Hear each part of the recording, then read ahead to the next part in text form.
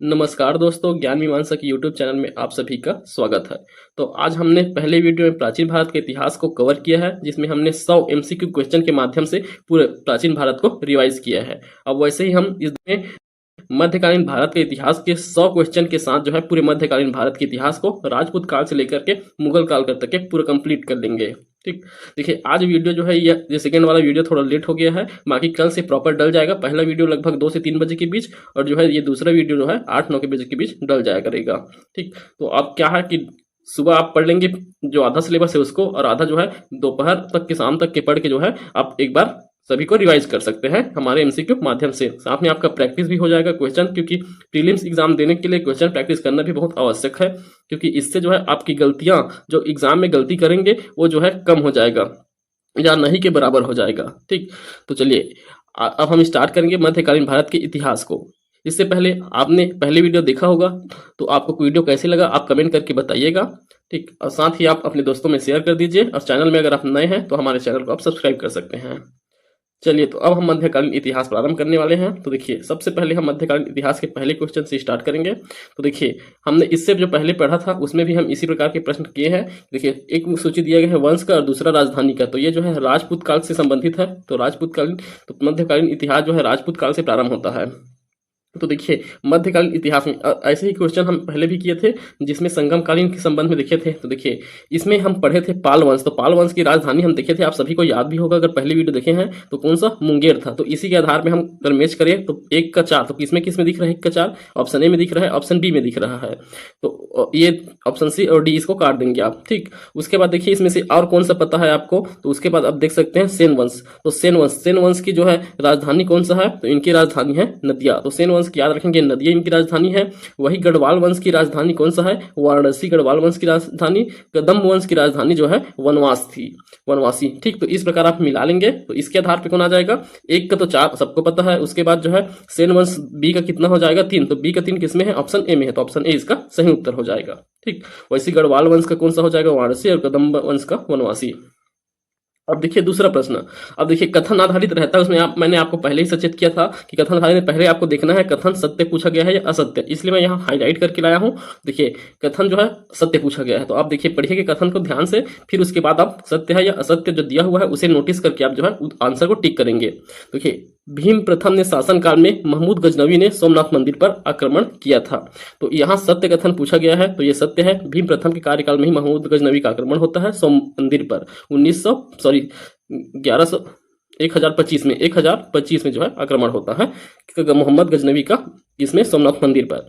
उसके बाद विमल शाही मंदिर का निर्माण प्रतिहार शासकों ने करवाया था। तो ये जो है गलत हो जाएगा, विमल शाही मंदिर का निर्माण प्रतिहार शासक द्वारा नहीं किया गया था, क्योंकि विमल शाही मंदिर का निर्माण जो है भीम प्रथम के मंत्री था विमल शाह द्वारा कराया गया था, जो कि चालुक्य सोलंकी वंश का था शासक कौन, मंत्री विमल शाह, उनके द्वारा निर्माण कराया गया था विमल शाही मंदिर का। ठीक, तो ऑप्शन ए इसका सही उत्तर हो जाएगा, केवल एक कथन जो है सत्य है।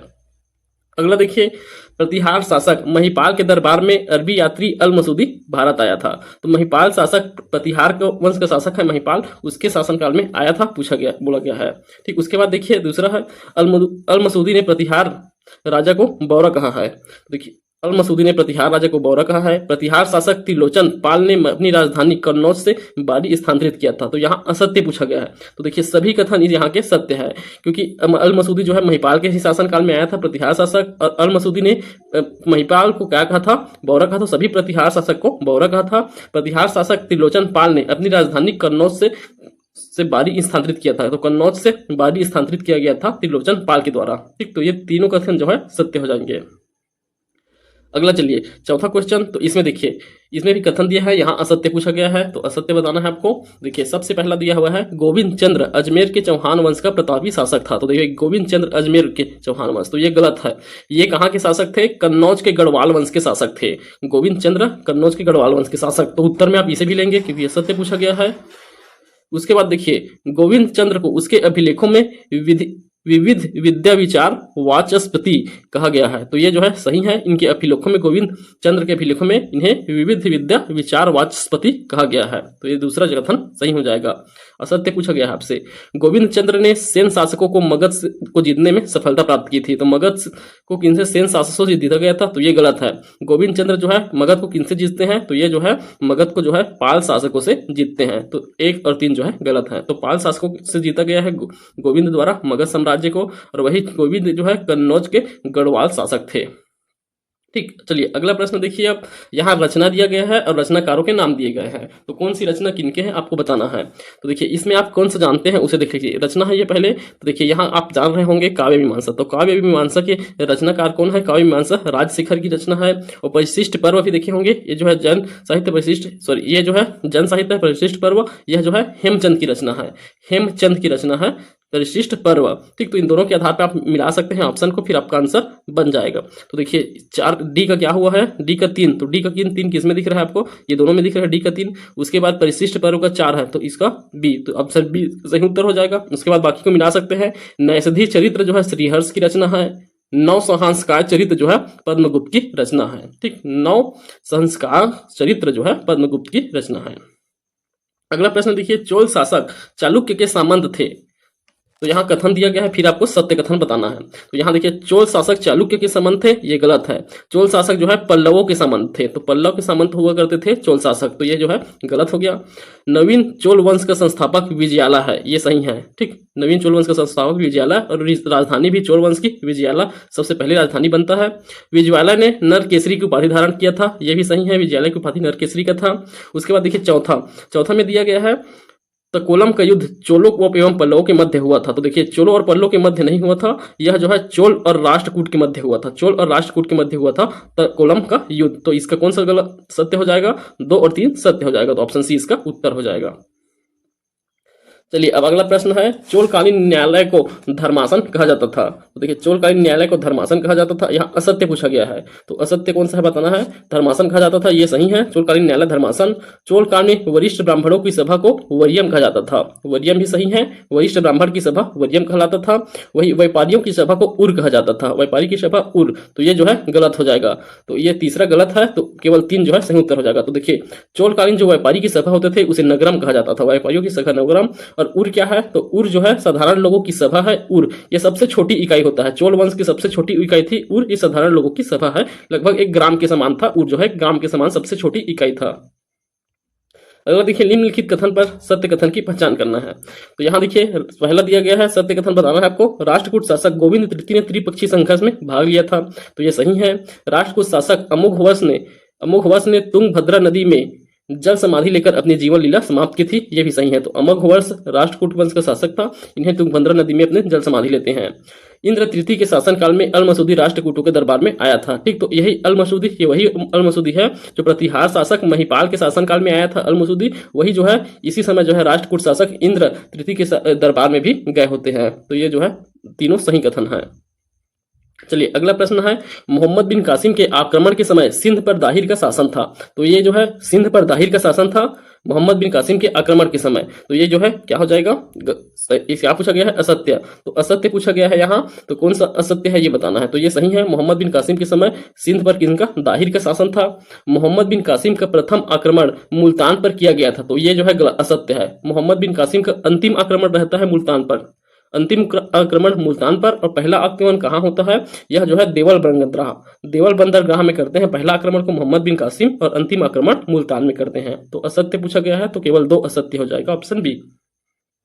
अगला प्रश्न है, अब यहाँ देखिए शिवाजी के सैन्य अभियान और उसके वर्षों को दिया गया है, उसके आधार पे आपको सुमेलित करना है। तो शिवाजी के अभियान और उनके वर्षों को सुमेलित कीजिए। तो देखिए सबसे पहले शिवाजी का अभियान जो है कहाँ था, तो सबसे पहले शिवाजी बीजापुर का अभियान किए थे 1943 में। ठीक, तो क्रम अगर याद नहीं है तो आप इसका क्रम भी याद रख सकेंगे, तो आपका बन जाएगा। तो सबसे पहले बीजापुर का किया गया था, उसके बाद तोरण, तो तोरण का जो है 1946 में, और यही तोरण को जो है स्वतंत्र रूप से करने वाला शिवाजी का पहला माना जाता है इसको। इसके साथ साथ बीजापुर भी किए थे इससे पहले, पर इसके तोरण को जो है पहला माना जाता है।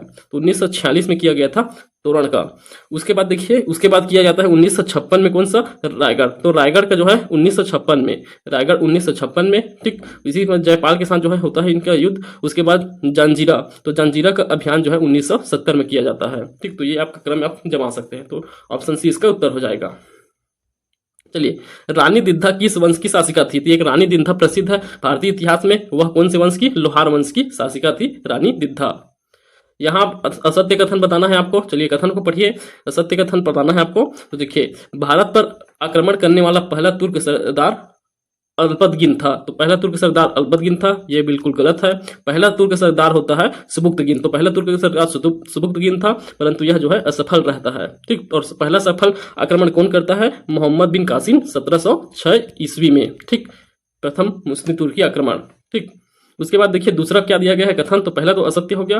दूसरा, सुल्तान की उपाधि धारण करने वाला प्रथम तुर्क सरदार शासक सुबुक्तगिन था। तो यह भी गलत है। तो यह पहला धारण करने वाला कौन था? तो पहला सुल्तान की उपाधि धारण करने वाला था मोहम्मद गजनवी। तो महमूद गजनवी जो है पहला शासक है जिन्होंने जो है सुल्तान की उपाधि धारण की। तो ये दूसरा भी गलत हो गया। महमूद गजनवी को बगदाद के खलीफा से आमीन उल मिलमत की उपाधि मिली थी। तो यही आमीन उल मिलमत की उपाधि मोहम्मद गजनवी को मिली थी। तो यह कथन सत्य है। तो 1 और 2 जो है इसका असत्य हो जाएगा। तो ऑप्शन ए इसका सही उत्तर हो जाएगा। चलिए अब अगला प्रश्न देखिए, यहां दिया गया है विद्वान और उनकी रचना। तो यहाँ प्रमुख विद्वानों को दिया गया है। विद्वानों को ये जो है मुगल मुस्लिम सल्तनत कालीन है। तो देखिए इसमें कौन कौन से विद्वान द्वारा कौन कौन से पुस्तकों को रचना किया गया है। तो यहाँ का जो मुख्य रूप से ये जो है कौन से काल से है? मोहम्मद गजनवी के समय आए हुए, उनके साथ आए हुए सभी हैं। तो देखिए उनके बाद अलबरूनी की रचना सबको याद होगा, तहकीक ए हिंद अलबरूनी की रचना है। तो एक आप 2 मिला लेंगे तो इसमें भी है और इसमें भी है। ठीक, उसके बाद फिरदौसी की रचना है शाहनामा फिरदौसी की रचना है। अल बैहाकी, तो उद्बी का जानते होंगे आप, उद्बी का किताब उल यामिनी जो है उद्बी का है। तो डी का ए, तो ये ऑप्शन बी हो जाएगा इसका उत्तर। और अल बैहाकी का याद रखेंगे आप, तारिख ए सुबुक्तगीन जो है अल बैहाकी का है। बाकी सभी का आपको याद होगा, अल बरूनी का तहकीक ए हिंद, फिरदौसी का जो है शाहनामा, उद्बी का किताब उल यामिनी, अल बैहाकी का है सुबुक्तगीन, तारिख ए सुबुक्तगीन। चलिए अगला है, मोहम्मद गजनवी के आक्रमण को कालक्रम के अनुसार पहले से बाद तक जमाना है। तो आक्रमण को जो है आपको जमाना है। यह किसका आक्रमण है? महमूद गजनवी का। तो महमूद गजनवी 17 बार आक्रमण करते हैं भारत में, 17 बार। ठीक, तो इसमें से जो है यहाँ दिया गया है सोमनाथ मंदिर। तो यह कब किया गया था? 1025 में किया गया था सोमनाथ मंदिर पर आक्रमण। उसके बाद चक्रस्वामी मंदिर पर आक्रमण, चक्रस्वामी मंदिर 1014 में किया गया है। वही खोररों के विरुद्ध भेररा दुर्ग पर आक्रमण 1026 में। कन्नौज पर आक्रमण जो है 1819 में। तो इस आधार पर आप जमाएंगे तो पहला ये आ जाएगा चक्रस्वामी का मंदिर का आक्रमण पहले, उसके बाद जो है कौन सा आ जाएगा? कन्नौज का आक्रमण, फिर सोमनाथ मंदिर का, उसके बाद वापस लौटता है खोखरों के विरुद्ध किया जाता है। तो ये लास्ट हो जाएगा। ठीक, आगे देखिए, निम्नलिखित कथनों पर विचार कर सत्य कथन बताना है। चंदावर के युद्ध में पृथ्वीराज चौहान की सत्ता समाप्त किया गया था। तो ये गलत है। पृथ्वीराज चंदावर का युद्ध किनके साथ हुआ था? ये जयचंद के साथ हुआ था। मोहम्मद गौरी और जयचंद के बीच हुआ था चंदावर का युद्ध। और वही पृथ्वीराज चौहान के साथ जो है इनका सत्ता कब समाप्त किया गया? इनका सत्ता जो है तरायन के द्वितीय युद्ध में किया गया था। तरायन के द्वितीय युद्ध 1192 में।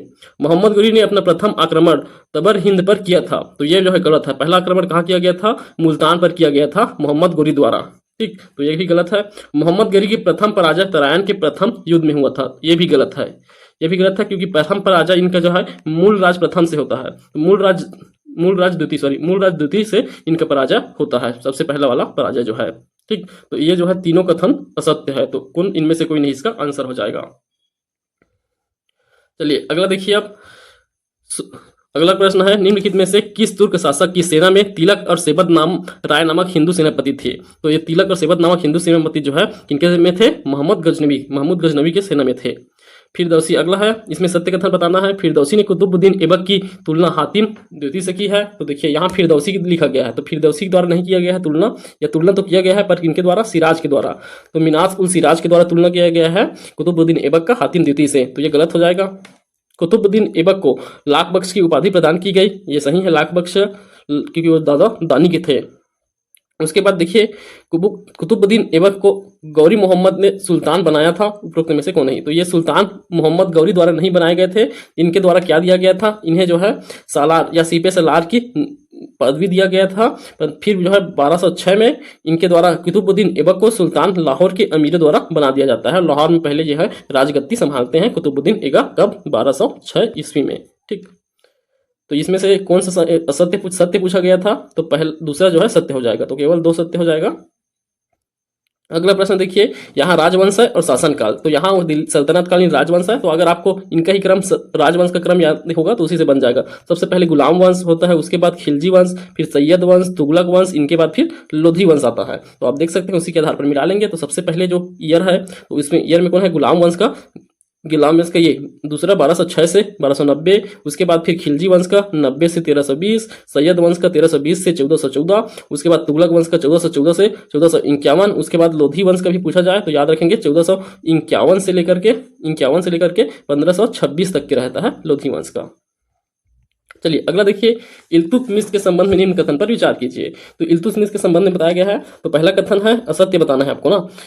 इसे गुलामों का गुलाम कहा जाता था, तो ये सही है, क्योंकि इनके जो गुलाम ये जो है किनके गुलाम थे, कुतुबुद्दीन ऐबक के गुलाम थे, और कुतुबुद्दीन ऐबक खुद मोहम्मद गौरी का गुलाम था, इसलिए इसे गुलामों का गुलाम कहा गया था। शासक बनने से पूर्व इल्तुतमिश लाहौर का गवर्नर था, तो ये गलत है, ये लाहौर के गवर्नर नहीं थे, बदायूं के गवर्नर थे। कहाँ के, बदायूं के गवर्नर थे, तो ये जो है गलत हो जाएगा।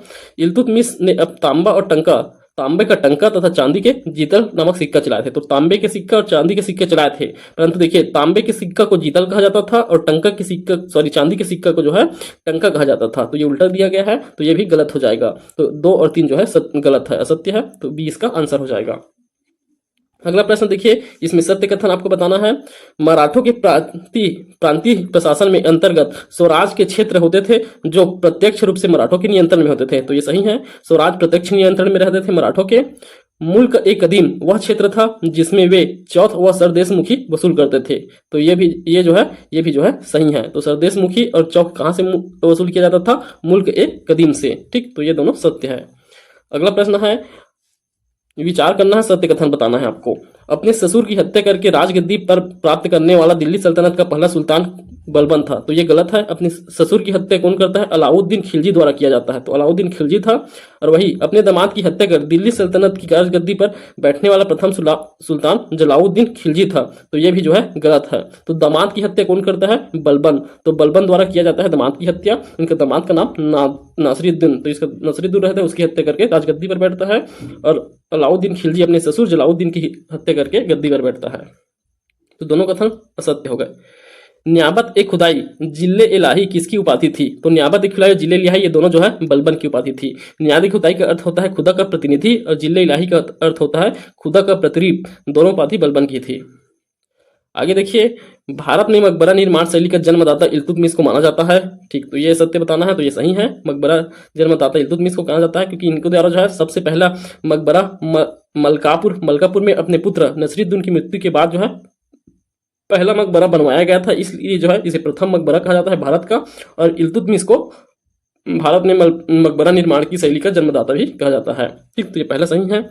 सिजदा एवं पैबोस प्रथा की शुरुआत अलाउद्दीन द्वारा किया गया था, तो ये गलत था, यह बलबन के द्वारा किया गया प्रथा है, सिजदा और पैबोस। बलबन ने ईरानी त्योहार नैरोज को प्रारंभ किया था, तो ये जो है सत्य है। तो कौन कौन सा 1 और 3 जो है सत्य हो जाएंगे, तो डी इसका आंसर हो गया। देखिए अगला प्रश्न है, इसमें सत्य बताना है आपको। मैं एक वृद्ध मुसलमान हूं, मुसलमानों का रक्त बहाना मेरी आदत नहीं, यह कथन जलाउद्दीन खिलजी का है, तो यह सत्य है। मलिक छज्जू का विद्रोह अलाउद्दीन खिलजी के समय में हुआ था, तो मलिक छज्जू का जो विद्रोह हुआ था वह भी जो है किसके समय में हुआ था, जलालुद्दीन के समय हुआ था। इसी को दमन करने के लिए मलिक छज्जू का दमन करने के लिए अलाउद्दीन खिलजी को भेजा जाता है, और इसको दमन करने के पास जो है यह जो है शासक बनते हैं अपने ससुर को मार के। चलिए अगला है, यहाँ शासक और उनकी उपाधियों को मिलाना है। तो देखिए सब जान रहे हैं, कुतुबुद्दीन ऐबक इसे कुरान खां कहा जाता है, अलाउद्दीन खिलजी सिकंदर एसानी अर्थात सिकंदर द्वितीय कहा जाता है। गियासुद्दीन तुगलक की उपाधि गाजी है, और खिज्र खां की उपाधि जो है रैयत ए आला की है, ठीक, तो इस प्रकार आप मिला लेंगे तो ऑप्शन 20 का सही उत्तर हो जाएगा। चलिए अब यहाँ दिया गया है कुछ विभाग दिए गए हैं, विभाग, और यह विभाग पूछा गया है फिरोज शाह तुगलक के द्वारा नहीं बनाया गया था, तो कौन सा विभाग नहीं बनाया गया है ये बताना है आपको। तो देखिए इनमें से जो है सबसे पहले दीवान ए मुख्तराज यह जो है अलाउद्दीन खिलजी द्वारा बनाया गया वित्त वसूली विभाग है। वही दीवान अर्ज बलबन द्वारा बनाया गया सैन्य विभाग है। उसके बाद देखिए दीवान इस्तिहाक और दीवान बदकाम ये दोनों जो है तुगलक द्वारा बनाया गया, फिरोज शाह तुगलक द्वारा बनाया गया है, तो ये दोनों इसका आंसर हो जाएंगे 3 और 4, तो ऑप्शन डी हो जाएगा इसका आंसर 3 और 4। ये जो है 3 और 4 जो है इसका बनाया हुआ है और नहीं पूछा गया है, तो कौन 1, 2 और 5 जो है उसका उत्तर हो जाएगा ऑप्शन ए, ठीक। तो देखिए यह इनके द्वारा तुगलक द्वारा बनाया गया है, मोहम्मद बिन तुगलक द्वारा, दीवान बदगान गुलामों का विभाग होता है और दीवान इस्तेहाक जो है पेंशन विभाग था, दोनों फिरोज शाह तुगलक द्वारा। और वही देखिए दीवान ए कोही, ये दीवान ए कोही जो है किसके द्वारा, मोहम्मद बिन तुगलक द्वारा बनवाया गया, यह जो है कृषि विभाग है। ठीक, तो ये विभागों से प्रश्न पूछ सकते हैं। चलिए, अलाउद्दीन खिलजी के विजय अभियान को क्रमवार पहले से बाद तक जमाना है। तो फिर से अलाउद्दीन खिलजी का आ गया, तो अलाउद्दीन खिलजी के विजय अभियान, तो देखिए अलाउद्दीन खिलजी सबसे पहले इसमें जो दिया गया उस ऑप्शन के आधार पर बहुत सारे विजय अभियान है। तो इसमें गुजरात दिया है, तो गुजरात सबसे पहले 1297 में विजय किया गया था। उसके बाद जो है दूसरा था रणथंभौर, तो एक हो गया, उसके बाद हो जाएगा रणथंभौर था 1301 में। उसके बाद चित्तौड़ है, चित्तौड़ कौन से में ऑप्शन में दिया गया है, 2 में, तो ये 2 हो जाएगा 1303 में। उसके बाद है मालवा, मालवा का विजय है 1305 में, तो मालवा दिया है 4 में। उसके बाद है जालौर, तो जालौर का विजय 1311 में, तो कौन सा है 3, तो देखिए 1, 5, 2 और 4 ये इसका आंसर हो जाएंगे, तो ऑप्शन ए इसका सही उत्तर है। अब इसके बाद प्रश्न है हाजी मौला का विद्रोह किसके शासनकाल में हुआ था, तो हाजी मौला का विद्रोह हुआ था अलाउद्दीन खिलजी के शासनकाल में। चलिए, अगला है मोहम्मद गजनबी के आक्रमण के समय भारत में स्थान और शासकों को सुमिलित करना है। तो मोहम्मद गजनबी के आक्रमण के समय ये सब सुमिलित है। कश्मीर का शासक क्षेमगुप्त था, बंगाल का शासक महिपाल था, कन्नौज का राज्यपाल और बुंदेलखंड का विद्याधर, गुजरात का भीम प्रथम, तो ये सभी शासक जो है मोहम्मद गजनबी के समय यहाँ के शासक थे। अगला देखिए, सत्य कथन बताना है। मराठा शासन के अंतर्गत धार्मिक कार्यों के लिए दान दी गई भूमि सरजाम और मोक्ष महल कहलाती थी, तो यह सही है। लगान व्यवस्था के लिए शिवाजी का राज्य 16 प्रांतों में बांटा गया था, जिसे तर्फ और मौजो कहा जाता था, तर्फ और मौजो के रूप में बांटा गया था, तो ये भी सही है। तो 1 और 2 सही है। शिवाजी के शासनकाल में भू राजस्व केवल नगद रूप से लिया जाता था, तो ये गया था। नगद के अलावा जो है अनाज दोनों के रूप में लिया जाता था, नगद लिया जाता था साथ ही अनाज के रूप में, जो कि कितना होता था 33 से 40% तक के होता था। चलिए, अगला देखिए, यहां बताना है आपको सत्य कथन। जजिया के एदगिन को बदगायू का सूबेदार बनाया था, तो ये जो है गलत है। सत्य कथन आपको बताना है तो गलत है, क्योंकि ये एदगिन को ये जो है क्या है, सत्य है, तो सत्य कथन बताना है ना। रजिया ने एदगिन को बदायूं का जो है सूबेदार नियुक्त किया था, तो ये सही है। उसके बाद देखिए, रजिया ने कबीर खां को भटिंडा का सूबेदार नियुक्त किया था, तो ये गलत है। तो भटिंडा का सूबेदार जो है किन्हें नियुक्त किया जाता है, अल्तुनिया से बाद में फिर विवाह होता है रजिया सुल्तान का, फिर अल्तुनिया को ही कहा, भटिंडा का पहले सूबेदार रहता है अल्तुनिया। ठीक, और कबीर खां कौन था, कबीर खां जो है लाहौर का इक्तेदार था, तो लाहौर का इक्तेदार था कबीर खां। रजिया ने जलाउद्दीन याकूत को अश्वशाला प्रमुख के रूप में नियुक्त किया था, तो ये जो है अश्वशाला प्रमुख था, कौन, इसका याकूब।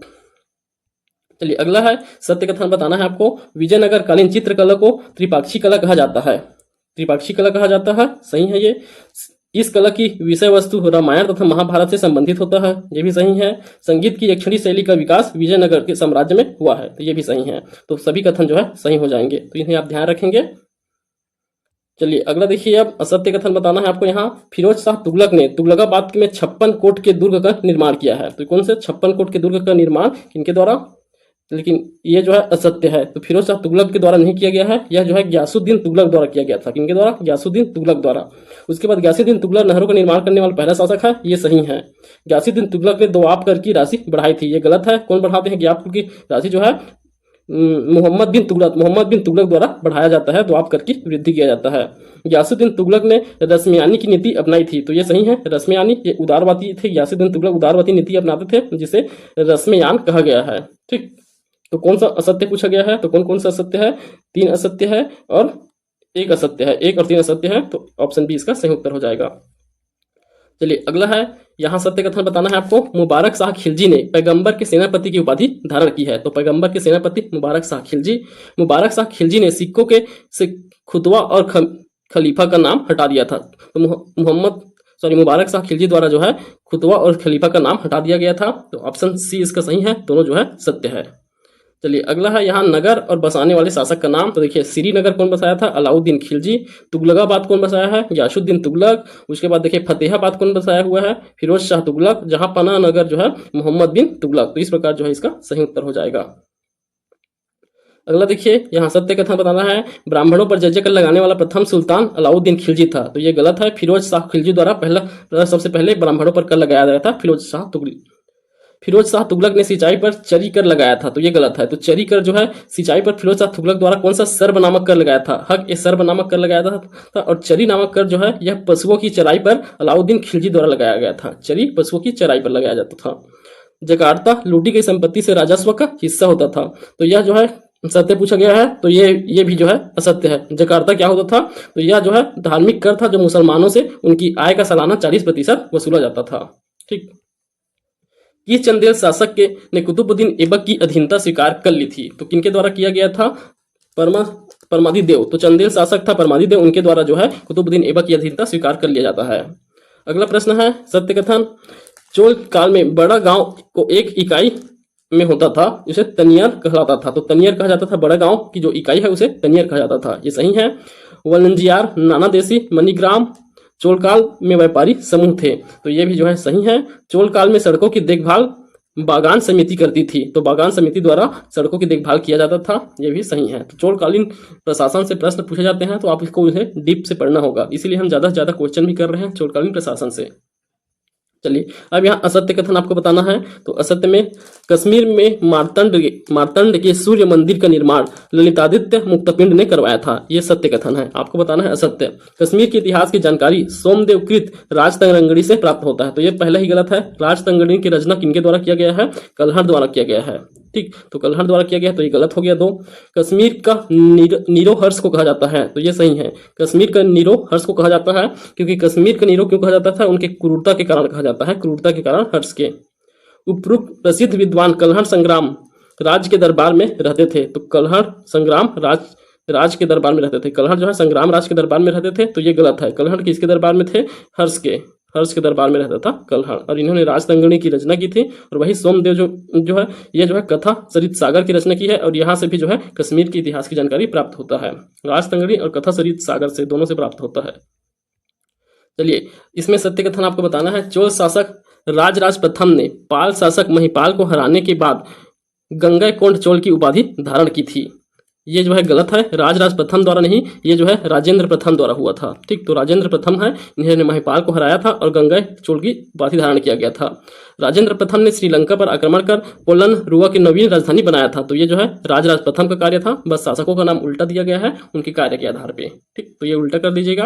राजेंद्र प्रथम ने पाल शासक महिपाल को हराकर गंगा की उपाधि धारण की थी, और राजराज प्रथम ने जो है श्रीलंका पर आक्रमण कर वही राजधानी अनुराधापुर को नष्ट कर पोलन रुआ को नई राजधानी बनाई थी। चलिए अब अगला प्रश्न है, यहाँ आपको सही मिलान करना है। तो देखिए सल्तनत कालीन जो है कर दिए गए हैं उसका संबंध, तो इसमें से आपको बताना है कौन कौन से कर किससे संबंधित है। तो हम ये सर्व कर को देखे हैं, तो ये किससे संबंधित है, सिंचाई से संबंधित है। तो 3 का 4 देख सकते हैं, 3 का 4 सिर्फ बी में है, तो इसका आपको मिला सकते हैं, एक ही में बन जाएगा आपको। उसके बाद और देख सकते हैं आप, ये जकात भी नाम सुने हैं आप, जकात। तो जकात क्या होता है, यह जो है धार्मिक कर है जो मुसलमानों से लिया जाता है। ठीक, उसके बाद देखिए आप खराज। खराज क्या होता है, तो खराज जो है क्या है, गैर मुसलमानों से लिए जाने वाला भूमि कर है। और ऊन क्या होता है, ऊन जो है मुसलमानों से लिए जाने वाला भूमि कर है। ठीक, तो इस प्रकार आप मिला सकते हैं। अगला देखिए, इसमें भी सत्य है। सिकंदर लोधी ने मुसलमानों को ताजिया निकालने को प्रतिबंध किया था, तो ये सही है। ताजिया निकालने से प्रतिबंध किसके द्वारा, सिकंदर लोधी द्वारा किया गया था। सिकंदर लोधी ने दिल्ली में मोट मस्जिद का निर्माण कराया है, तो ये मोट मस्जिद किनके द्वारा, सिकंदर लोधी द्वारा बनवाया गया था। ठीक, तो दोनों कथन सत्य है। चलिए अगला है, यहां भी आपको सत्य कथन बताना है। दीवान इंसा नामक विभाग पत्राचार से संबंध रखता है, तो ये भी सही है। दीवान इंसा कहा जाता है, सल्तनतकालीन विभाग है, पत्राचार से संबंधित। सल्तनत काल में गुप्तचरों को नायाब कहा जाता था, तो ये गलत है। गुप्तचर को क्या कहते थे, बरीद कहते थे। और नायाब कौन होते थे, जो प्रांतों की देखभाल करते थे, नायाब। तो ये गुप्तचर होते थे बरीद। ठीक, तो ये जो है दूसरा कथन असत्य है, पहला सत्य है, तो ऑप्शन ए इसका सही उत्तर हो जाएगा। चलिए सल्तनत काल के दौरान स्थापित स्वतंत्र राज्य और उनके संस्थापक को सुमेलित कर सही कूट से मिलान करना है। देखिए राज्य है और संस्थापक, तो जौनपुर की स्थापना किनके द्वारा किया गया था, मलिक सरवर। जौनपुर की स्थापना मलिक सरवर द्वारा। कश्मीर की स्थापना किया गया था सुहादेव द्वारा। गुजरात की स्थापना किया गया था जफर खां द्वारा। मालवा की स्थापना किया गया था दिलावर खां द्वारा। तो इस प्रकार आप सम्मिलित कर लेंगे।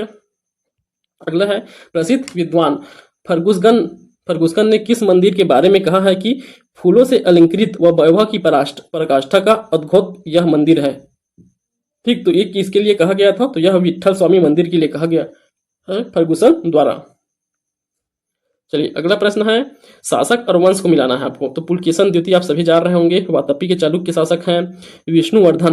विष्णुवर्धन कौन से वंश के शासक हैं, तो विष्णुवर्धन जो है होयसल वंश के शासक हैं। प्रताप रुद्रदेव जो है काकती वंश के शासक हैं। सोमेश्वर है कल्याणी के चालुक्य है सोमेश्वर देव, तो आप मिला लेंगे। चलिए अगला देखिए, अलाउद्दीन खिलजी के देवगिरी के शासक रामचंद्र देव से कोहिनूर हीरा प्राप्त किया था। आपको असत्य बनाना है तो ये असत्य है। कोहिनूर हीरा जो है काकतीय शासक किनसे प्राप्त किया गया था? काकतीय शासक रुद्र प्रताप देव से प्राप्त किया गया था। प्रताप रुद्र देव से प्राप्त किया गया था कौन सा कोहिनूर हीरा को। होयसल वंशी शासक बलादेव तृतीय ने मलिक काफूर को मदुरई तक पहुंचाने में सहायता प्रदान किया था। तो यह कथन जो है सत्य है। शंकरदेव मदुरई ने ये पांडव वंश का शासक था जिसने मलिक काफूर को पराजित किया था। तो ये गलत है। शंकरदेव कौन से वंश के थे? यह जो है देवगिरी के शासक थे। देवगिरी के शासक थे शंकरदेव, न कि मदुरई के। ठीक, चलिए अगला क्वेश्चन। अब इसमें आपको बताना है सत्य कथन। तो देखिए सत्य कथन कौन सा हो जाएगा? सभी इसमें सत्य है। नसरुद्दीन मोहम्मद तुगलक के समय स्वतंत्र जौनपुर राज्य की स्थापना किया गया था। अगला है इस शासनकाल दिल्ली को पालम तक माना जाता है। इसके शासनकाल में दिल्ली से पालम तक की जो है शासन था। नसरुद्दीन मोहम्मद तुगलक को तुगलक वंश का अंतिम शासक माना जाता है। तो ये अंतिम शासक था नसरुद्दीन मोहम्मद। इसी के समय जो है तुगलक वंश जौनपुर जो है अलग से जो है क्या स्थापना हुआ था राज्य के रूप में। ठीक, तो इसका ऑप्शन हो जाएगा डी। उपरोक्त सभी सही है। फिरोज शाह तुगलक ने किस प्रथा के अंतर्गत पेंशन विभाग बनाकर सेना में लगे लोगों को आजीवन पेंशन देने की घोषणा किया गया था? तो यह जो है एओजी प्रथा के माध्यम से जो है किया गया था। अगला देखिए सैयद वंश के संबंध में निम्नलिखित कथन पर विवाद कीजिए। तो सैयद वंश से बताना है आपको यहाँ असत्य कथन। सैयद वंश का संस्थापक खिज्र खां था जिसने शाहरुख के प्रतिनिधि के रूप में कार्य किया था। तो यह जो है क्या असत्य पूछा गया है। तो इनमें से जो है असत्य पूछा गया तो यह सत्य है। सैयद वंश का संस्थापक खिज्र खां जो है शाहरुख का प्रतिनिधित्व था, सही है। सैयद वंश का अंतिम शासक अलाउद्दीन आलम शाह था। तो यह भी सही है। आलम शाह जो है अंतिम शासक था। सैयद वंश का प्रथम स्वतंत्र शासक मुबारक शाह था। सबसे प्रथम शासक जो है जो स्वतंत्र था वह मुबारक शाह। जिनसे पहले जो खिज्र खां था वह जो है स्वतंत्र नहीं था, ये शाहरुख के प्रतिनिधि के रूप में थे। यह जो है प्रथम शासक जो स्वतंत्र रूप से रहे वो मुबारक थे। तो यह भी जो है सत्य है। तो इनमें से कोई नहीं आ जाएगा इसके, क्योंकि सभी कथन जो है सत्य है। देखिए 50 क्वेश्चन हम कर चुके हैं, 50 क्वेश्चन और करना है। आगे हम जो है स्पीड बढ़ा देंगे तो फास्ट करेंगे अब। तो चलिए देखिए अब ये वाला है कथन और कारण से संबंधित है। तो एक कथन दिया हुआ है बाबर ने बाबरनामा तुर्की में लिखा था। ये कथन सही है कि बाबर द्वारा ही लिखा गया है बाबरनामा तुर्की भाषा में। तुर्की मुगल दरबार की राजभाषा थी। ये जो है गलत हो जाएगा। तुर्की जो है मुगल भाषा की राजभाषा थी। तो यह जो है गलत है, यहाँ सही। तो इसका आंसर क्या हो जाएगा? ये सही है परंतु आर गलत है, क्योंकि जो तुर्की जो है मुगल दरबार की राजभाषा नहीं थी। यहाँ की कौन सी थी? फारसी। तो फारसी जो है मुगल की दरबार की भाषा थी। ठीक, तो ये जो है कौन सा ऑप्शन सी जो है सही उत्तर हो जाएगा। चलिए अगला देखिए निम्नलिखित युद्धों में से किस एक में बाबर ने जिहाद की घोषणा किया था? तो जिहाद की घोषणा बाबर द्वारा कौन से युद्ध में किया गया था? तो कौन सा? खानवा का युद्ध। तो खानवा का युद्ध किनके में हुआ था? कब? 1827 में हुआ था। यह बाबर और राणा सांगा के मध्य। तो राणा सांगा के मध्य हुआ था, जिसमें इन्होंने जो विजय प्राप्त करने के लिए जो है किसके? जिहाद की। तो जिहाद की जो है घोषणा किया गया था। अपने सभी सैनिकों को छूट दे दिया गया था जिहाद की। चलिए अगला देखिए हुमायूं द्वारा लड़े गए 4 प्रमुख युद्धों का तिथि के अनुसार सही क्रम पे अंकित कीजिए। तो यहाँ जो है हुमायूं द्वारा लड़े गए युद्धों को जो है आपको क्रम से जबाना है। तो हुमायूं द्वारा 4 युद्ध लड़े गए थे, जो प्रमुख रूप से 4 युद्ध थे। तो जिसमें सबसे पहला था 1532 में देवरा का युद्ध। तो सबसे पहला था देवरा का युद्ध। तो देवरा, उसके बाद चौसा का युद्ध था 1539 में चौसा का युद्ध, कन्नौज का 1540 में, उसके बाद 1555 बाद में जो है सरहिंद का युद्ध लड़ा जाता है। तो ये 4 प्रमुख युद्ध है जो लड़ा गया है हुमायूं द्वारा। 1532 देवरा का युद्ध, उसके बाद 1539 चौसा का युद्ध, कन्नौज का 1540 में, 1555 में सरहिंद का। तो इसके अनुसार जो है इसका ऑप्शन कौन सा हो जाएगा? देवरा, चौसा, कन्नौज और सरहिंद। ऑप्शन डी इसका उत्तर हो जाएगा। चलिए अब अगला देखिए निम्नलिखित में से किस सुल्तान ने पहले हजरत आला की उपाधि धारण की थी? तो हजरत आला की उपाधि जो है किसके द्वारा धारण किया गया था? तो यह किया गया था शेर शाह सूरी द्वारा। तो शेर शाह सूरी जो है हजरत आला की उपाधि धारण करते हैं। 1534 ईस्वी में बंगाल के शासक नुसरत शाह को पराजित करके शेर खां या शेर शाह सूरी ने हजरत आला की उपाधि धारण की थी। 1539 में चौसा के युद्ध में हुमायूं को पराजित करके उसने शेर शाह की उपाधि धारण की थी तथा अपना नाम कुतबा पढ़ा लिया था। तो शेर शाह जो है कब धारण किया गया? 1539 में चौसा के युद्ध में हुमायूं को पराजित करके। और ये हजरत आला की उपाधि जो है 1534 में बंगाल शासक नुसरत शाह को पराजित करके धारण किया गया था। ठीक, चलिए अब इसके बाद जो है अगला प्रश्न है शेर शाह के अंतर्गत तांबे के दाम और चांदी के रुपया की विनिमय दर क्या थी? तो कितना? यह जो है 64 के अनुपात 1। तो यह तांबे का दाम और चांदी का दाम का अनुपात कितना था? 64:1। तांबे का दाम ज्यादा था, चांदी का जो है कम था। तो ये जो है 64:1 के अनुपात में जो है दाम था। ठीक, चलिए अगला देखिए हल्दी घाटी के युद्ध में पीछे अकबर का मुख्य उद्देश्य क्या था? तो हल्दी घाटी के युद्ध पीछे तो आप जान रहे हैं किनके किनके मध्य हुआ था? राणा प्रताप और अकबर के मध्य। तो यह जो है राणा प्रताप को अपने अधीन लाना चाहते थे, इसलिए जो है यह युद्ध लड़ा गया था। कब हुआ था हल्दी घाटी का युद्ध? 1576 ईस्वी में हुआ था हल्दी घाटी का युद्ध। महाराणा प्रताप और अकबर की ओर से नेतृत्व कर रहा था मान सिंह। चलिए अगला है, निम्नलिखित में से किस अकबर ने स्वयं मारा था? तो किसे अकबर ने स्वयं मारा था? अधम खां, बैरम खां, बाज बहादुर को, पीर मोहम्मद को। तो यह किसको मारा था? यह जो है अधम खां को। यह जो है महामंगा थी, उनका पुत्र था अधम खां। उनके 1562 में अकबर ने स्वयं मारा, क्योंकि उसने अकबर के प्रधानमंत्री अजगा खां की हत्या की गई थी। तो अजगा खां की हत्या किया था कौन? अधम खां। इसलिए जो है इनके द्वारा स्वयं मारा जाता है अधम खां को। चलिए अगला प्रश्न है, अकबर की लोकप्रियता के कारण थे। तो अकबर किस लिए प्रसिद्ध हुए जो है भारतीय इतिहास में, उसे देखिए। तो सबसे पहले है मनसबदारी प्रथा, धार्मिक नीति, भू राजस्व व्यवस्था, सामाजिक सुधार। तो ये सभी कार्य जो है अकबर द्वारा किए गए हैं। मनसबदारी प्रथा भी, धार्मिक नीति, भू राजस्व व्यवस्था, सामाजिक सुधार, सभी कार्यों के लिए जाने जाते हैं। तो ऑप्शन डी हो जाएगा। देखिए 1562 में दास प्रथा को अंत किया था। तो ये तिथि भी याद रखेंगे। 1562 में दास प्रथा का अंत, 1563 में तीर्थ यात्रा कर को समाप्त, 1564 में जरिया कर को समाप्त। तो ये तिथि याद रखेंगे आप। चलिए अगला है, यहाँ सही कथन आपको बताना है। अकबर ने लड़कों और लड़कियों के विवाह की आयु निर्धारित करने का प्रयास किया था। तो ये सही है, अकबर द्वारा पहली बार प्रयास किया गया था लड़के लड़कियों की विवाह की उम्र निर्धारित करने का, जिसमें 16 वर्ष, कम से कम 16 वर्ष जो है लड़कों के लिए और 14 वर्ष जो है लड़कियों के लिए निर्धारित करने की बात किया गया था। ठीक, देखिए अगला है, अकबर ने लड़कियों को अभिभावकों के दबाव से अलग स्वयं की इच्छा से विवाह करने की स्वतंत्रता दी थी। तो यह भी जो है सही है। तो दोनों कथन जो है सही हो जाएंगे। तो अभिभावकों के दबाव से छोड़ के जो है अपनी इच्छा से विवाह करने की स्वतंत्रता अकबर द्वारा दिया गया था। चलिए अब अगला प्रश्न देखिए, मुगल सम्राट अकबर के संबंध में निम्नलिखित कथन पर विचार करना है। तो मुगल अकबर के संबंध में ही है। तो पहला कथन है, तानसेन रामबली पांडे को मुगल सम्राट अकबर द्वारा प्रदान किया गया था। देखिए तानसेन की उपाधि जो है रामबली पांडे को नहीं, तो यह जो किन्हें दिया गया था? रामतनु पांडे। तो रामतनु पांडे किनका नाम है? जो बीरबल थे। बीरबल का ओरिजिनल नाम है रामतनु पांडे। सॉरी, तानसेन का जो है नाम है, वह तानसेन का मूल नाम जो है रामतनु पांडे था। इन्हें जो है ग्वालियर या रीवा के राजा द्वारा दिया गया था तानसेन की उपाधि। ठीक, तो तानसेन जो है इनके दरबार में रहते थे। तो इनकी उपाधि क्या थी? रामतनु पांडे था। उन्हें तानसेन की उपाधि को इनके द्वारा ग्वालियर के राजा के द्वारा दिया गया था। अगला देखिए, अकबर का विवाह राजा मान सिंह की बहन से हुआ था। तो यह भी गलत है। राजा मान सिंह की बहन से विवाह इनका हुआ था, इनके पुत्र अकबर के पुत्र का विवाह हुआ था। इनका जहांगीर का विवाह हुआ था। अबुल फजल आईने अकबरी के लेखक हैं, ये सही है। आईने अकबरी की रचना अबुल फजल द्वारा किया गया था। राजा टोंडरमल अकबर की सेना का प्रधान सेनापति था, ये गलत है। प्रधान सेनापति कौन था? मान सिंह। और जो है ये टोंडरमल कौन थे? ये जो है वित्त विभाग के प्रमुख थे। तो इनके वित्त मंत्री थे टोंडरमल। तो आपको सही कथन बताना है। तो यहाँ सही कथन कौन सा हो गया? सिर्फ कौन सा? कथन 3। तो कथन 3 ओनली सही है। तो केवल 3 सही है। चलिए अगला है, मुगल शासक और मकबरे के स्थान। तो कौन कौन से मुगल शासक का मकबरा कहाँ है? तो देखिए बाबर का मकबरा कहाँ है? काबुल में है। बाबर का मकबरा काबुल। हुमायूं का मकबरा जो है दिल्ली में है। अकबर का मकबरा सिकंदराबाद में है। और जहांगीर का मकबरा जो है लाहौर में है। तो इस प्रकार आप सम्मिलित कर सकते हैं।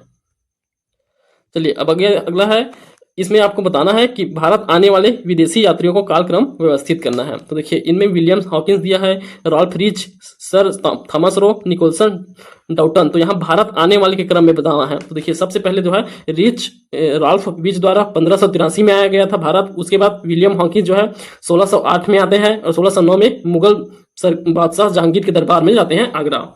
और उसके बाद निकोलस टाउन यह 1614 में आते हैं। और सर थॉमस रो ये जो है 1615 में आते हैं। तो इनका सही क्रम क्या हो जाएगा? सबसे पहले राफल विच हो जाएंगे, उसके बाद जो है विलियम्स हॉकिंस, उसके बाद निकोलसन, उसके बाद सर थॉमस रो। तो ऑप्शन ए इसका सही उत्तर हो जाएगा। अगला है, हिंदू धर्म ग्रंथों का अध्ययन करने वाला प्रथम मुस्लिम कौन था? तो कौन थे? दारा शिको। तो दारा शिको थे जिन्होंने हिंदू धर्म ग्रंथों का अध्ययन किया था। किस मुगल बादशाह ने बलबन द्वारा प्रारंभ किया गया दरबारी रिवाज सिजदा को समाप्त किया था? तो सिजदा को किनके द्वारा समाप्त किया गया था? शाहजहां। तो शाहजहां ने सिजदा को समाप्त किया था। मुगल प्रशासनिक शब्दावली में माल का प्रतिनिधित्व करता है। तो माल क्या है? माल जो है भू राजस्व से संबंधित है। तो माल भू राजस्व का एक शब्द है। ठीक, चलिए पहाड़ी school, Rajput school, Mughal school और कांगड़ा स्कूल निम्नलिखित में से किस कला विभिन्न शैलियों से दर्शित था? तो ये पहाड़ी स्कूल, राजपूत, 21 कला को दर्शाता है। तो यह चित्रकला हेतु प्रसिद्ध स्कूल था। चित्रकला स्वर्ण युग किनके समय को कहा जाता है? तो वह जो है किनके समय को कहा जाता था? तो यह जो है किनके मुगल दरबार में ही जो है स्वर्ण काल कहा जाता था चित्रकला का। अकबर के शासनकाल में ध्रुपद गायकों में सम्मिलित थे। तो कौन कौन सम्मिलित थे ध्रुपद गायक के रूप में? देखिए तो ध्रुपद गायक के रूप में जो है तानसेन हरिदास, तानसेन और हरिदास जो है अकबर के शासन, तानसेन और हरिदास अकबर के शासन काल में थे।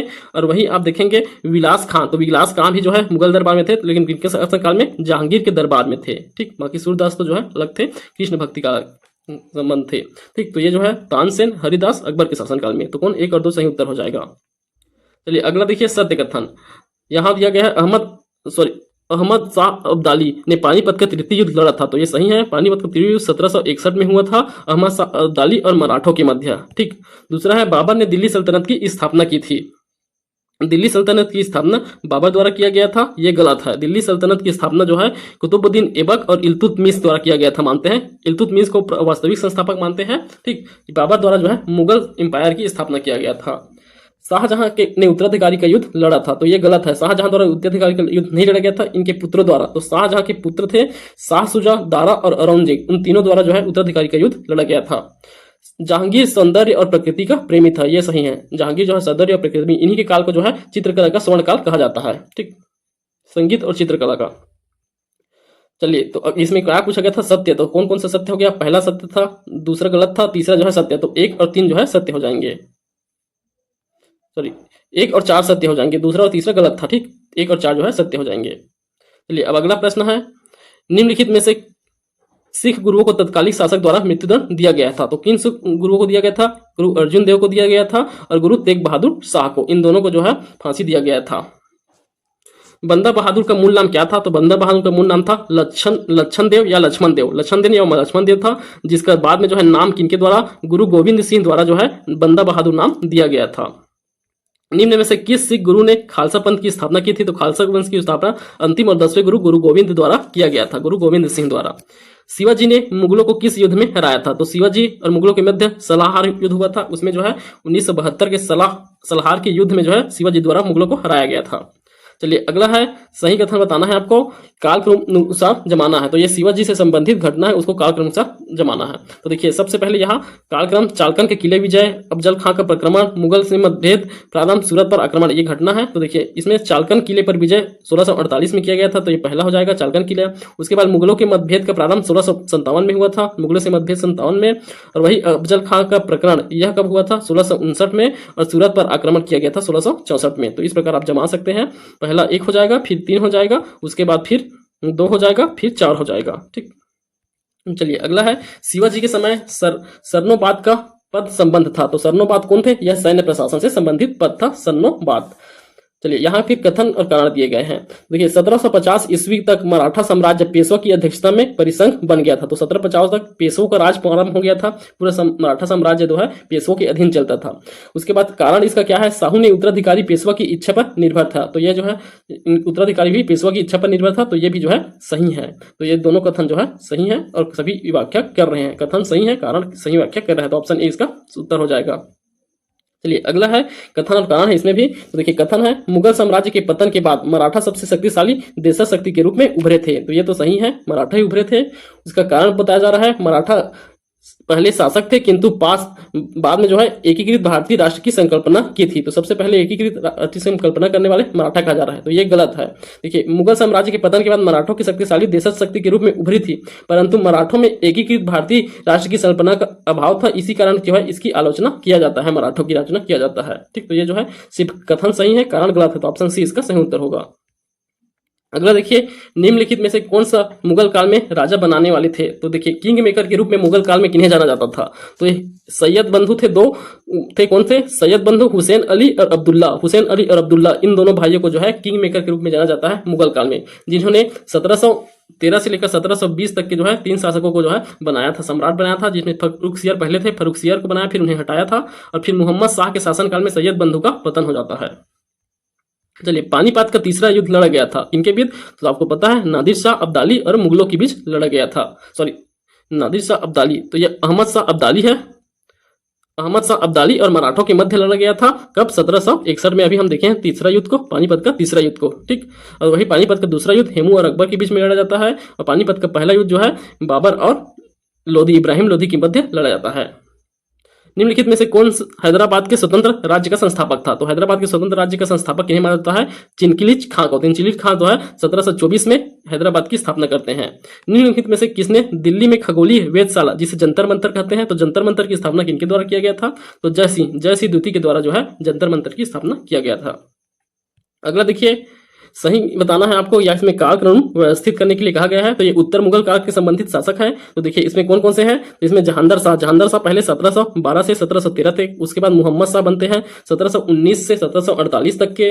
अहमद शाह बनते हैं 48 से 54 तक के। और आलमगीर द्वितीय जो है 54 से जो है 1759 तक के रहते हैं। ठीक, तो ये इनका क्रम है। सबसे पहले आप जहांदर शाह को लेंगे, मतलब बी हो गया। दूसरे बाद महमूद शाह अर्थात ए हो जाएगा। उसके बाद फिर डी हो जाएगा अहमद शाह, उसके बाद हो जाएगा सी। तो इस आधार पे आप देख सकते हैं बी ए डी सी, तो ऑप्शन बी इसका सही उत्तर हो जाएगा। निम्नलिखित में से कौन सा एक संगीत वाद्य बजाने में औरंगजेब की दक्षता थी? तो औरंगजेब किस बजाने में थे? वीणा। तो वीणा वादन के लिए बहुत फेमस थे औरंगजेब। कृष्ण जीवन परक प्रेम वाटिका काव्य की रचना, तो प्रेम वाटिका काव्य की रचना किनके द्वारा किया गया है? तो कृष्ण जीवन परक प्रेम वाटिका इनकी रचना जो है रसखान द्वारा किया गया था। तो ये भक्ति काल से संबंधित है। अब प्रसिद्ध संत सलीम चिश्ती रहते थे। तो सलीम चिश्ती कहाँ के रहते थे? यह फतेहपुर सीकरी में रहते थे सलीम चिश्ती। तुलसीदास किसके समकालीन थे? तो तुलसीदास जो है अकबर और जहांगीर दोनों के समकालीन रहे हैं। तुलसीदास इनके द्वारा रामचरितमानस की रचना किया गया है, विनय पत्रिका की रचना किया गया है। ठीक, तुलसीदास जो है अकबर और जहांगीर के समकालीन थे। देखिए अब यहाँ कथन दिया गया है, ईश्वर केवल मनुष्य के सद्गुण को पहचानता है तथा उसकी जाति नहीं पूछता। आगामी दुनिया में कोई जाति नहीं होगी। यह सिद्धांत किस भक्ति संत का है? तो यह सिद्धांत किसने दिया है? गुरु नानक ने। तो नानक द्वारा दिया गया सिद्धांत है, ईश्वर केवल मनुष्य के सद्गुण को पहचानता है तथा उसकी जाति नहीं पूछता है। ठीक, तो यह सिद्धांत गुरु नानक द्वारा दिया गया था। अगला देखिए, कोई व्यक्ति किसी व्यक्ति से उसका धर्म संप्रदाय या जाति न पूछे। तो यह कथन किनका है? तो यह कथन जो है रामानंद का है। कोई व्यक्ति किसी व्यक्ति से उनका धर्म संप्रदाय या जाति न पूछे। दक्षिण भारत के पॉलीग्राम कौन थे? तो दक्षिण भारत के पॉलीग्राम कौन कहलाते थे? पॉलीग्राम। तो वे क्षेत्रीय प्रशासकी और सैन्य नियंत्रक होते थे पॉलीग्राम। दक्षिण भारत में क्षेत्रीय प्रशासकी और नियंत्रक को सैन्य नियंत्रक को पॉलीग्राम कहते थे।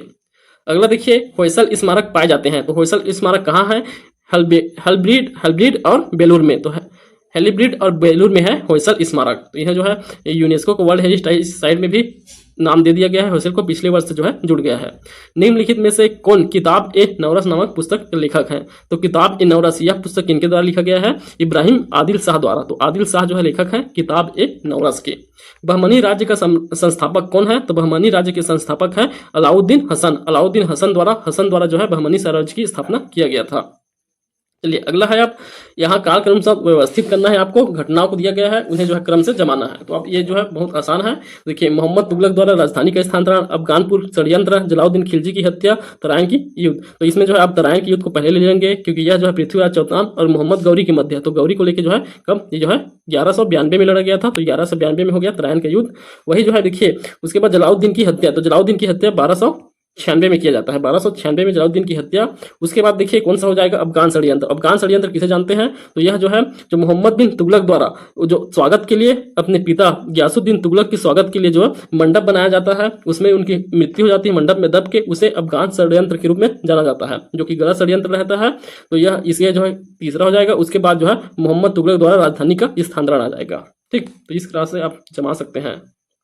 चलिए अगला देखिए, आप किस संगीत वाद्य यंत्र को मुस्लिम संगीत हिंदू मुस्लिम गान वाद्यों का सबसे श्रेष्ठ मिश्रण माना जाता है? तो हिंदू मुस्लिम का मिश्रण किसे माना जाता है? कौन से वाद्य यंत्र को? तो वह है सितार। तो सितार जो है बहुत महत्वपूर्ण वाद्य यंत्र है जो हिंदू और मुस्लिम दोनों का माना जाता है। किताब उल हिंद रचना प्रसिद्ध लेखक कौन है? तो आप देखिए किताब उल हिंद की रचना किनके द्वारा किया गया है? अलबरूनी। तो अलबरूनी के द्वारा किया गया है। अगला है तूते ए हिंद अमीर खुसरो का जन्म कहाँ हुआ है? तो तूते ए हिंद के नाम से जाना जाता है अमीर खुसरो को। देखिए इन्हें जो है भारत का तोता कहा जाता है, तूते ए हिंद। इनका जन्म स्थान कहाँ है? तो इनका पटियाली। तो पटियाली याद रखेंगे, पटियाला नहीं है, पटियाली जो है इनका जन्म स्थल है। तालीकोटा का युद्ध कब हुआ था? तो तालीकोटा का युद्ध दक्षिण भारत में हुआ था। तो यह कब हुआ था? 1565 ईस्वी में। 1565 ईस्वी में जो है तालीकोटा का युद्ध हुआ था।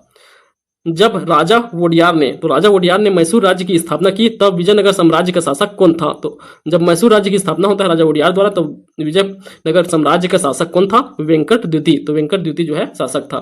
वही तालीकोटा के युद्ध में सदाशिव जो है शासक थे, सदाशिव राव जो है शासक थे तालीकोटा के युद्ध के समय। चलिए अब अगला अंतिम प्रश्न देखिए, अगला प्रश्न है, सल्तनत काल में दीवान अमीर कोही विभाग निम्नलिखित में से किससे संबंधित था? देखिए दीवान एक कोही या किससे संबंधित है? कृषि से संबंधित है। किसके द्वारा? यह जो है मोहम्मद बिन तुगलक द्वारा प्रारंभ किया गया विभाग है, यह कृषि विभाग था, दीवाने अमीर कोही। उसके बाद जो है आज का अंतिम प्रश्न, तो आज का अंतिम प्रश्न है, देखिए इसे, किसके सिक्कों पर बगदाद के अंतिम खलीफा का नाम सर्वप्रथम अंकित किया गया था? तो किसके सिक्कों पर किया गया था? अलाउद्दीन मसूद शाह। तो अंतिम खलीफा कौन थे? अंतिम खलीफा थे बगदाद के अंतिम खलीफा का नाम है अंकित किया गया था किनके? अलाउद्दीन मसूद शाह, जो कि 1242 से 46 के मध्य काल था इनका। ये भी गुलाम वंश के शासक थे, अलाउद्दीन महमूद शाह। तो इन्हीं के जो है सिक्कों में अंकित किया गया था अंतिम खलीफा के नाम को। ठीक, तो ये हमारा 100 क्वेश्चन आज का पूरा हो गया। तो यहाँ से आपको पसंद आया होगा, आपका पूरा रिवीजन हो जाएगा हुआ, हमें वही उम्मीद है। अगर आपको वीडियो कैसे लगा आप हमें कमेंट करके बता सकते हैं। वीडियो आपको पसंद आया, वीडियो को लाइक करना ना भूलें और चैनल को सब्सक्राइब कर लीजिए, अपने दोस्तों में शेयर कीजिए। धन्यवाद।